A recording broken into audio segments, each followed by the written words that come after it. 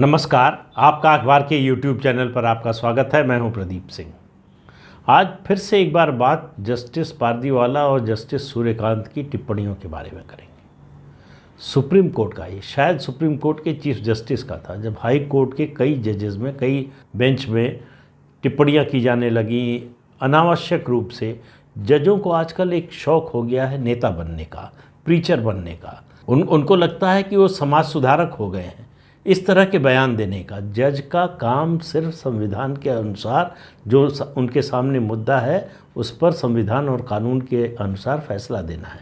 Supreme court ने, शायद chief justice ने कहा था कि जजेस should speak through their judgments. ये सुप्रीम कोर्ट की बात है। दूसरी बात आगे कि उन्होंने कही, whatever does not form part of judicial record must be avoided. ये सुप्रीम कोर्ट का कहना है। सुप्रीम कोर्ट अपनी इसी कसौटी पर जस्टिस सूर्यकांत और जस्टिस पारदीवाला ने जो कुछ कहा नुपुर शर्मा के केस में, उसको परखना चाहिए। कि जस्टिस पारदीवाला बार बार कह रहे हैं कि सोशल मीडिया अपनी लक्ष्मण रेखा लांघ रहा है, तो क्या उन्होंने अपनी लक्ष्मण रेखा नहीं लांघी? किस तरह की बात कर रहे हैं? उनके सामने तो केस की मेरिट पर फैसला देने का मुद्दा था ही नहीं। उनको बहुत सीमित मुद्दे पर जो है फैसला देना था कि ये एफआईआर्स को क्लब किया जा सकता है या नहीं, जो कि आम ट्रेडिशन रहा है, प्रैक्टिस रही है कि अगर एक ही आरोप में कई एफआईआर हैं तो उनको क्लब कर दिया जाए। उस पर इतना लंबा चौड़ा भाषण दिया। उनको एतराज़ है कि सोशल मीडिया उन पर, जजों पर व्यक्तिगत हमले कर रहा है। उनको आधी अधूरी जानकारी होती है, उसके आधार पर टिप्पणी करते हैं। तो आपने जब नुपुर शर्मा के केस पर टिप्पणी की तो आपको पूरी जानकारी थी केस की, पता था आपको। जब नुपुर शर्मा के वकील ने कहा कि एंकर ने प्रोवोक किया, तो आपने कहा एंकर पे भी एफआईआर कीजिए। मतलब आपको पता नहीं था कि एंकर ने क्या किया। वहाँ जो तस्लीम रहमानी नाम के एक सज्जन थे, उन्होंने जो शिवलिंग के बारे में, भगवान शिव के बारे में जो कुछ बोला, उसके बारे में आपको पता नहीं था, या आपने जिक्र करने की जो है हिम्मत नहीं जुटाई, या उसको ज़रूरी नहीं समझा, जो भी हो। लेकिन इस सब के आधी अधूरी जानकारी के आधार पर आपने इतनी बड़ी बड़ी बातें कह दी, और आपको मालूम था कि ये कल के अखबारों की सुर्खियां बनेगी, तब भी बोल दी। आपको इस बात की चिंता है कि सोशल मीडिया पर आलोचना हो रही है, लेकिन आपने इस बात पर कोई चिंता जाहिर नहीं की कि आपकी जो टिप्पणी थी उसका समर्थन अलकायदा का प्रवक्ता कर रहा है। तो आपने कितना बड़ा नुकसान किया है देश का, समाज का, सांप्रदायिक सौहार्द के वातावरण का, इससे अंदाज़ा लगाइए। और जहाँ तक लोगों की क्रिटिसिज्म का, बोलने का, आलोचना का मामला है, मीडिया की बात आप कर रहे हैं, तो ये माननीय न्यायाधीश महोदय, ये मत भूलिए कि एडमिरल नंदा का ग्रैंडसन को सज़ा न मिलती अगर मीडिया ने हंगामा न किया होता, मीडिया ने इन मुद्दों को उठाया न होता। अदालत से बरी किया जा चुका था, उसके बाद फिर से मुकदमे खुले, फिर से जांच हुई और सज़ा मिली। एडमिरल नंदा के ग्रैंडसन ने जिन 6 लोगों को कुचला था, उन सब के दोषियों को सज़ा मिली। तो मीडिया की भूमिका को आप इतना कमतर करके मत आंकिए।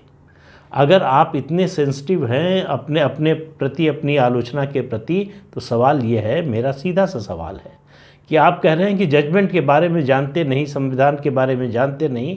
सवाल इस बात का है कि सोशल मीडिया पर पिछले 3 दिन में आपकी कोई भी आलोचना, किसी भी जज की आलोचना उसके फैसले पर नहीं हुई है।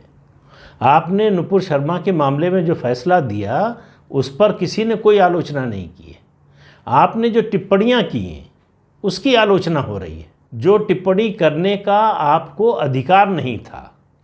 और अगर आप समझते थे कि जो टिप्पणी आप कर रहे हैं वो इतनी गंभीर बात है, इतनी सही बात है, तो आपको साहस दिखाना चाहिए था उसको अपने जजमेंट में लिखने का। आपको लिखने का साहस नहीं था।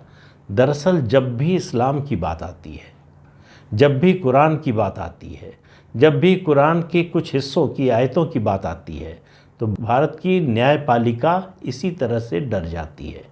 हालांकि उसका दूसरा उदाहरण भी है। 2 केस बताता हूँ।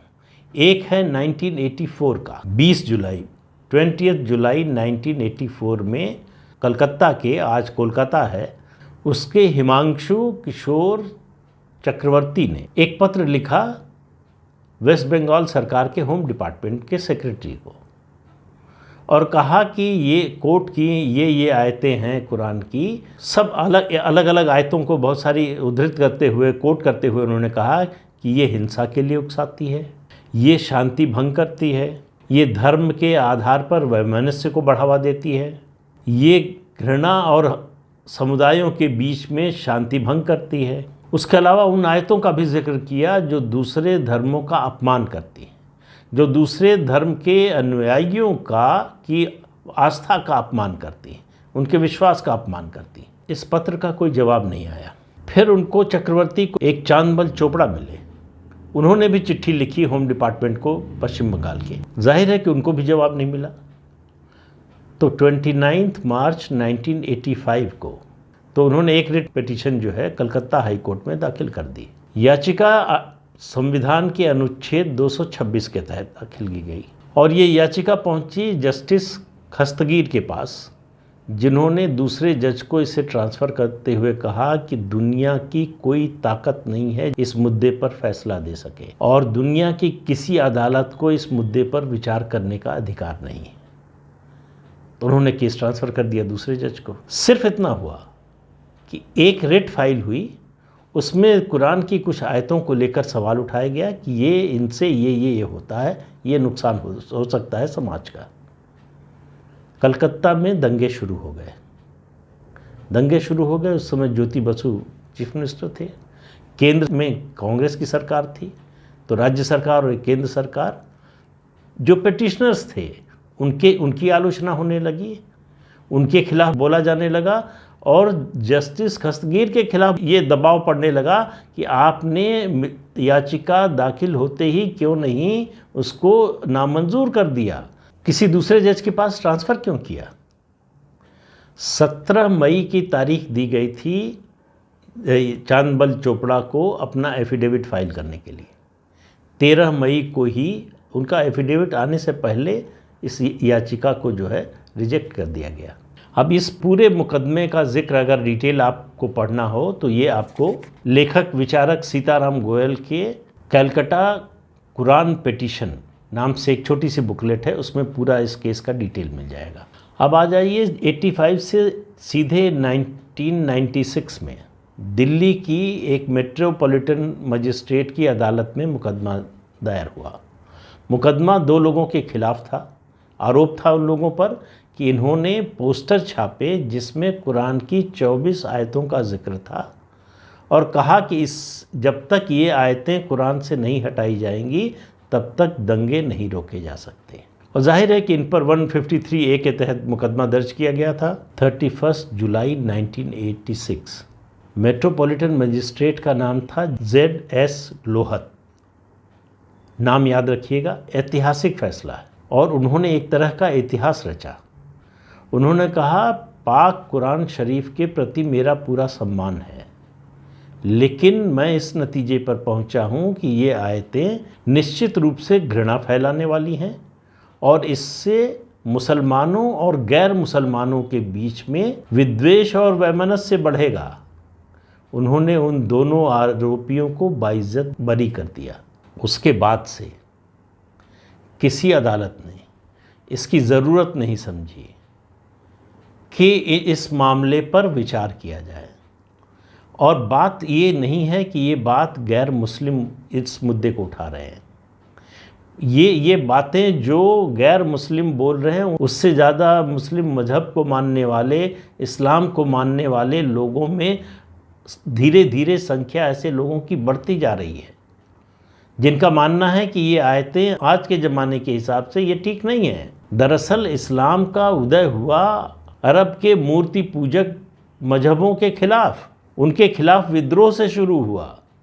वो बात इस्लाम में, कुरान में पूरी तरह से समाहित है कि मूर्ति पूजा करने वालों को जीने का अधिकार नहीं है। इस बात पर देश की कोई अदालत सुनवाई करने को तैयार नहीं, मेरिट पे सुनवाई करने को तैयार नहीं है।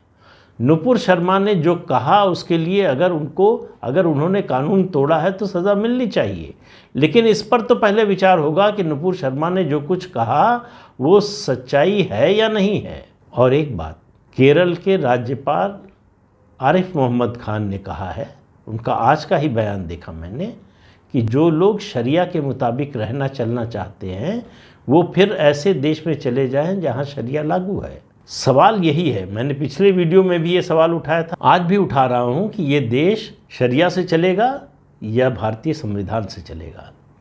ये बात जस्टिस सूर्यकांत और जस्टिस पारदीवाला को बताना ज़रूरी है। जिस संविधान की वो दुहाई दे रहे हैं, चीफ जस्टिस ने कहा कि अमेरिका में एक कार्यक्रम में उन्होंने कहा कि भारत में सभी राजनीतिक दल, सत्तारूढ़ दल और विपक्षी दल, उन्होंने कहा सभी राजनीतिक दल चाहते हैं कि अदालत उनके मुताबिक फैसला करे, लेकिन अदालत, सर्वोच्च अदालत जो है, सुप्रीम कोर्ट जो है, वो संविधान के मुताबिक फैसला करता है। यही तो चाहते हैं, संविधान के मुताबिक फैसला तो कीजिए। कोई नहीं कह रहा कि आप संविधान से बाहर जाकर कोई फैसला कीजिए, कोई नहीं कह रहा कि आप सरकार या जो विपक्षी दल हैं उनकी मर्जी के मुताबिक फैसला कीजिए, लेकिन संविधान क्या कहता है उस पर तो सच्चाई पर गौर करेंगे। कहीं आप संविधान की दुहाई देंगे, कहीं शरिया की दुहाई देंगे, ये दोनों का खेल कैसे चलेगा, कब तक चलेगा? ये जो लोगों की जागरूकता है उनको आप गाली दे सकते हैं। जस्टिस पारदीवाला ने एक कार्यक्रम में आज या कल कहा है, उन्होंने कहा कि इंडिया की डेमोक्रेसी मैच्योर और इन्फॉर्म नहीं है। मुझे लगता है अगर इंडिया की डेमोक्रेसी मैच्योर और इन्फॉर्म नहीं है तो दुनिया की कोई डेमोक्रेसी ऐसी नहीं है। ये बात वो लोग कह रहे हैं जो भागते हैं आरटीआई से। सुप्रीम कोर्ट आरटीआई, हर दुनिया, मतलब देश की हर संस्था में आरटीआई हो, पारदर्शिता हो, वहाँ ट्रांसपेरेंसी हो, फैसलों की जानकारी आम लोगों को मिलने का हक हो, लेकिन सुप्रीम कोर्ट में आरटीआई लागू नहीं होगी। दुनिया की अकेली संस्था है जहाँ ये खुद अपने आप की नियुक्ति करते हैं।